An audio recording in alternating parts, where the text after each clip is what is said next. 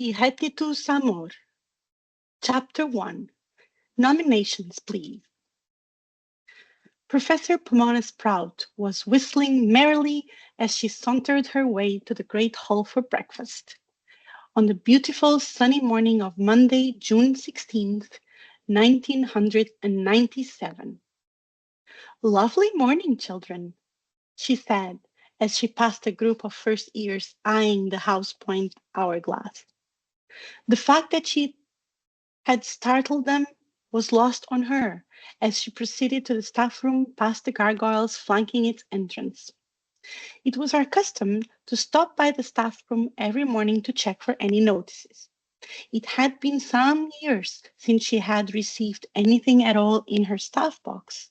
Still, routine was the backbone of life, and she checked her staff box every morning before breakfast with strict regularity. Finding no notices, she exited the staff room and crossed the main entrance to the great hall. She jauntily pulled open the doors and practically skipped her way down the center aisle. At the head of the aisle, she crossed diagonally to the side steps to reach the raised teacher's desk, where the long high table stood. She was pleased to see the usual professors already gathered for breakfast. Madame Pomfrey and the librarian, Madame Pins, were seated in their seats nearest the end, and they greeted her with bright smiles as she acknowledged them with a delighted grin. She resumed whistling an early Madame Bletchley tune as she nodded greetings to Professor Flitwick, Professor Sinistra, and Professor Vector. As she reached her normal seat next to Deputy Head Minerva McGonagall, she gave a cheerful wave to Professor Babbling, Slughorn, Burbage, and Madame Hooch, who were all seated further down the table. "You seem in unusually bright spirits this morning, Pomona," Professor McGonagall said, as the herbology professor took her seat and began filling her plate from nearby breakfast platters. "Indeed, it is a beautiful morning, isn't it?" Professor Sprout replied happily. Professor McGonagall glanced upon the smattering of early rising students who typically took their meal this soon during breakfast hours. On any given Monday, only the most diligent students or those who were naturally early risers were present at this time, approaching 7:30 and more than an hour into the breakfast offering. As usual, none of the students seemed at all enamored of the bright sunny morning outside the castle. She would have described them on the whole as sluggish at best. There were, of course, a few notable exceptions. She met the eye of Harry Potter at the Gryffindor table and nodded congenially as he did the same. "I'm not certain many of our charges would agree with you, but I'm pleased you are beginning your day so enthusiastically," Professor McGonagall said. "May I inquire as to what has put you in this happy mood?" Pomona Sprout leaned in conspiratorially and whispered, "The seeds have sprouted." "Goddess Pomona," Professor McGonagall said, "I dare say that is a daily occurrence in the greenhouses. Would you care to be a little more specific?" Professor Sprout grinned wide and said, a bit more loudly than she intended, "The seeds have sprouted in Greenhouse 9. She realized immediately just how loudly she'd spoken as a chain of urgent whispers suddenly broke in both directions along the staff table. "Greenhouse 9, you say?" the deputy headmistress asked more of herself than Professor Sprout. "Goodness, has it been 4 years already?" "Indeed it has," Professor Sprout responded, punctuating her reply by shoving a large forkful of eggs into her mouth and nodding. "How much time do we have?" Professor McGonagall asked, as Professor Sprout swallowed her eggs. "I asked Aurora nearly a month ago to confirm her posted schedule for astrological events," Professor Sprout began.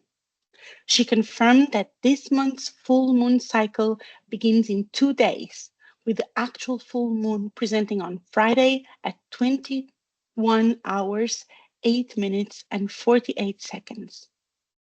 "Oh dear," Professor McGonagall declared. We haven't much time then, have we?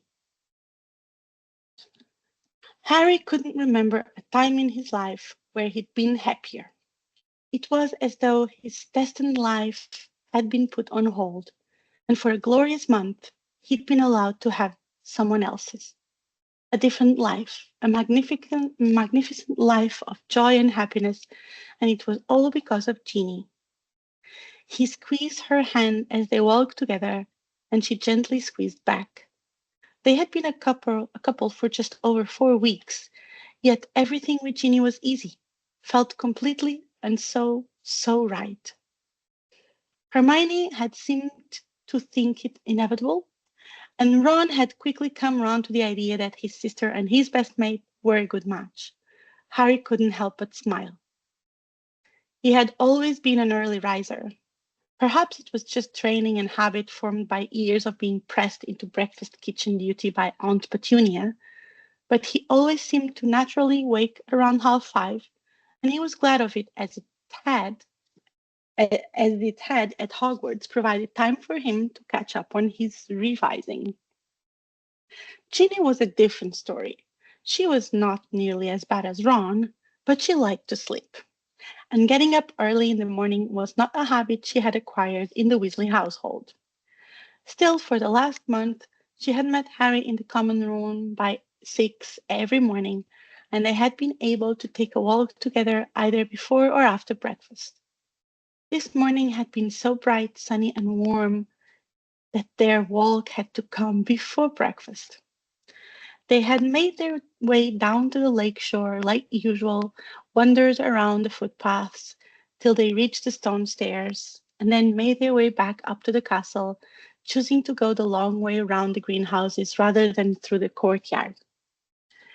As they came toward the greenhouses, there had been a clatter of one of the greenhouse doors, and they had stopped just to see what might happen. Professor Sprout emerged from the door of Greenhouse 8, which was commonly believed to be nothing more than a tool and supplies shed for the other 7 greenhouses. They would have called a greeting to the usually friendly professor, but as she stepped out, there was a strange lilt to her gait, and she had paused to do an excited little dance there at the cobblestone entrance. Ginny giggled lightly. My goodness, I wonder what has gotten into her. I don't know, said Harry, genuinely perplexed by the professor's behavior. Professor Sprout hadn't turned, and so didn't notice them, but began quickly along the path toward the castle at a happy clip, whistling as she went. Funny, Harry said, but clearly something good must have happened to her. And why not? Ginny responded. It is a glorious morning. Why shouldn't good things be happening? She squeezed Harry's hand again. They gave the professor a beat to get well ahead of them and made their way following her along the path to the castle and the breakfast service. They arrived at the entrance hall in time to see the first years startled by the enthusiastic professor. Their curiosities had been piqued by the odd behavior, so as Professor Sprout turned towards the staff room, they entered the great hall and quickly made their way to join Ron and Hermione, who were already eating in their usual spots. Nice walk? Hermione asked as they approached. She didn't need an answer as it was written clearly across their faces, but there was something else in Harry's expression, a look of intrigue and curiosity that she knew well. He was watching the entrance behind him.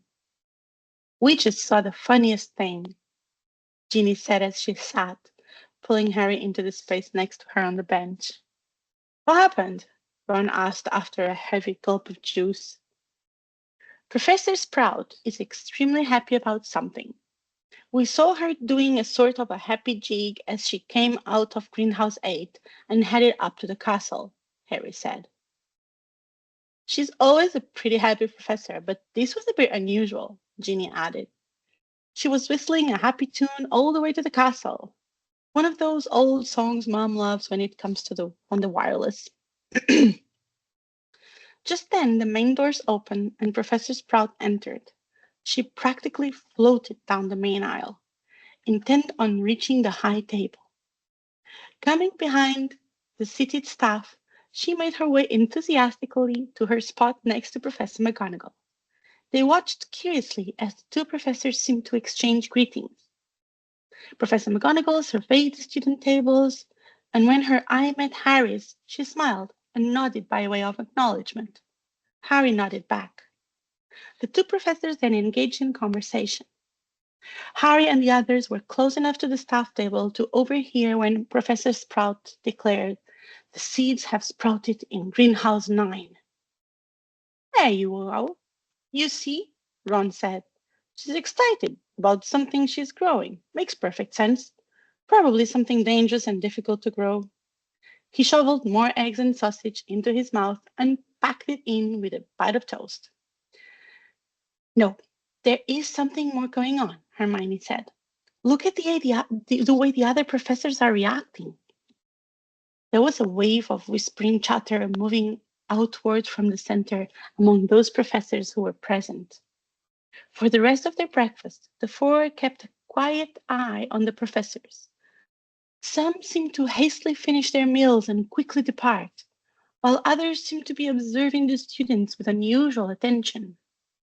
Professor Vector even appeared to be taking notes on a scroll as she scanned the room. Finally, when all but Ron had finished eating and they felt they had lingered much longer than normal, Hermione said, "I am certain something is going on. The professors are behaving oddly, but not oddly enough to cause alarm." "Agreed," Harry said. "It may just be something that concerns the staff but not the students," Ginny suggested, "like a wedding or a birth, or maybe Sprout is going to be published in Magical Botany today. Something like that might be a fire under other professors to set some new goals." "Whatever it is, I'm sure we'll find out about it in the next couple of days," Ron said as he stood up from his spot at the table. "And if we don't, then it was nothing to begin with." Whatever it had been certainly seemed to grow far less important as the day progressed. On Tuesday, the staff room was buzzing with activity as Dumbledore entered. It seemed as though every Hogwarts professor at the school was present. "Who is supervising lunch with the students?" he asked as he stepped next to Minerva McGonagall. "Headmaster," McGonagall said. "Lovely of you to join us. I believe Professor Hagrid is eating lunch in the Great Hall at this hour." "Never want to get much involved in the world of Flora, our Hagrid," Professor Dumbledore said. "Unless it is food for any of his fauna." "Not much for romance either," McGonagall added. Nevertheless, he was happy to sit a long lunch today so that others could indulge in our little diversion. "Indeed," Dumbledore responded, looking around. On one whole side wall of the room was taken up by a huge blackboard. On the far left of the blackboard, in neatly handwritten text, categorized as cross-house and in-house, were the names of every known student couple presently at Hogwarts. The first column was cross-house, where there were listed all the student couples who came from different houses. This was the longest list with a total of 17 couples. The in-house category was divided into 4 columns by house. Gryffindor House listed 6 couples, Hufflepuff 5, Ravenclaw 5, and Slytherin 8. "This is quite a list of couples this year," Dumbledore noticed. "I confess I have not been paying as close attention to this aspect of our institution as I have in years past. I am curious, how is it that Hermione Granger and Ronald Weasley got listed as a couple? Or has something happened of which I am unaware?" "No, Albus, nothing has happened," McGonagall explained. "Poppy Pomfrey insisted we list them as a couple based on the displays witnessed during Mr. Weasley's recent stay at hospital. She says the way he called for Hermione and the way she stayed at his side show unusual devotion and blossoming love." "Ah," Dumbledore nodded. The idea being that even if they don't know it yet, Pomona's seedlings would still be able to tell. Exactly, McGonagall confirmed. Unfortunately, there are only 6 planting beds, so I find it unlikely that they will survive beyond the pruning round. Standard rules apply? Dumbledore asked. As always, McGonagall confirmed. No couples are allowed involving anyone younger than fifth year. All staff members are allowed to add to the couples list, which is open to discussion and debate. That is where we are right now. Then, each head of house is allowed to nominate one couple involving a member of their house. This frequently results in couples where both parties are from their house, but that is, of course, not a requirement. As headmaster, you are allowed to offer a nomination if you choose, though if memory serves, you have never elected to do so. Whereupon the additional couple or couples are chosen by the remaining staff in a straight ballot. The 2 couples receiving the most votes will be chosen. Thank you for such a concise review of the rules, Minerva, Dumbledore said. Well, as your deputy head, I could not chance you ever thinking that I have been lax in my duties, McGonagall stated. Just then, Professor Sprout stepped up to a podium in front of the blackboard wall, where there was a gavel and block. She picked up the gavel and rapped it twice against the block, causing the room to fall silent. Okay, thank you everyone for your suggestions. We have had all yesterday and this morning to compile the list of young couples here at Hogwarts. Pomona began. I am now inclined to hold discussions on the list of couples so that we can proceed with nominations. Let us remember that I have room for 6 couples, and we will need to arrange for members of the elected couples to be given detention, which is often the most difficult part of the project. Phileas Flitwick had climbed up onto a chair, and now he stepped up onto a table so that he could address his colleagues. In the interest of narrowing the list, I would like to propose that any couples that have not been dating longer than 6 months be stricken. I do not agree, Poppy Pomfrey objected. What does the length of their dating have to do with anything? The point here is to pick couples who we think may truly be in love. And the newness of any relationship is not necessarily a measure of what the future may hold. I myself have proposed a couple on the list who are not technically even a couple, yet their observable behavior leads me to conclude that they someday will be, and a successful pairing at that. At this point, the decision to nominate a given couple rests with each head of house, Pomona reminded her colleagues. That is the standing tradition established on the premise that these professors are most actively observing their students. Without objection, I believe that we can move forward without any further editing of the established list. There was a short pause, during which there seemed to be no objection. Very good. It seems we are agreed. So I called upon Deputy Head and Head of House Gryffindor, Professor Minerva McGonagall, to make our first nomination. All eyes turned to Minerva, who took a small step forward and cleared her throat into her handkerchief. Thank you. I'm honored to make the first nomination. We have created an extensive list. As I know best the students of my own house, after consideration, I am nominating a couple who has been together since both were 5th years and have lasted nearly without conflict until this their 7th year. Gryffindors Haley Olsen and Gideon Drury. There was a pause, contained applause, during which Professor Vector raised her wand and added a tick next to the nominated couple's names on the blackboard. Next, we shall hear from Professor Phileas Flitwick, head of House Ravenclaw, Pomona announced. Well then, Flitwick began, I too am inclined to go with a 7th-year couple who I have observed develop in my own house. Some of you may be inclined to discredit my choice based on certain events of last year. I would remind you that most of the events of last year were the directed doing of one Dolores Umbridge. Mention of the despised name drew a hiss from many of the professors, and any actions on the part of students were clearly coerced.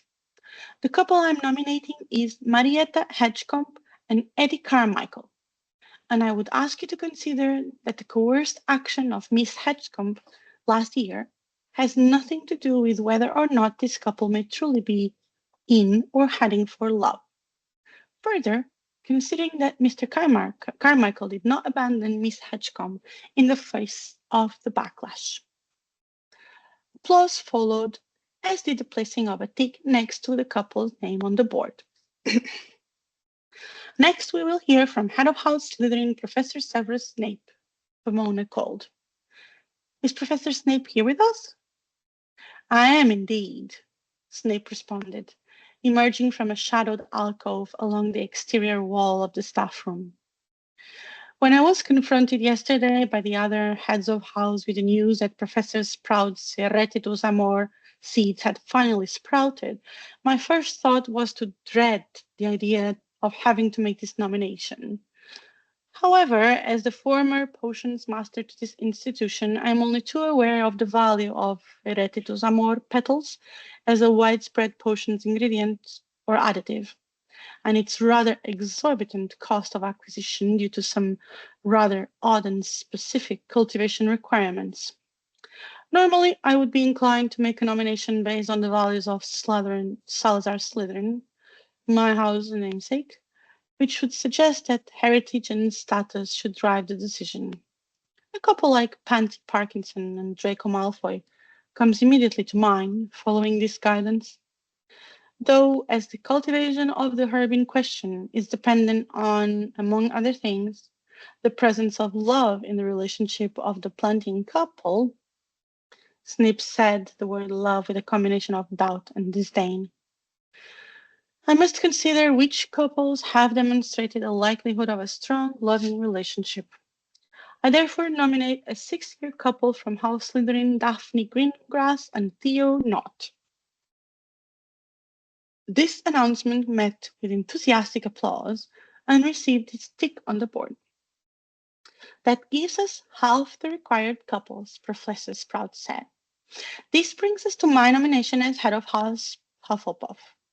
As most of you know, Helga Hufflepuff, as one of our founders, valued fair play, understanding, and tolerance regarding all aspects of learning and people. In the spirit of tolerance, I'm inclined to nominate a couple from my house whose relationship in some circles is considered controversial. I, however, base my decision not on the controversy, but like Professor Snape, based on what couple I believe is most likely to yield a positive outcome in the cultivation. I therefore nominate from House Hufflepuff Tracy Caldwell and Alice Morgan. A smattering of applause that followed revealed that not all of the professors of Hogwarts were as tolerant as Professor Sprout hoped they would be. To put forth a same-sex couple is unprecedented, Professor Snape said, addressing Professor Sprout. Leaving any personal feelings or argument aside, might we ask the headmaster to make a ruling on the matter?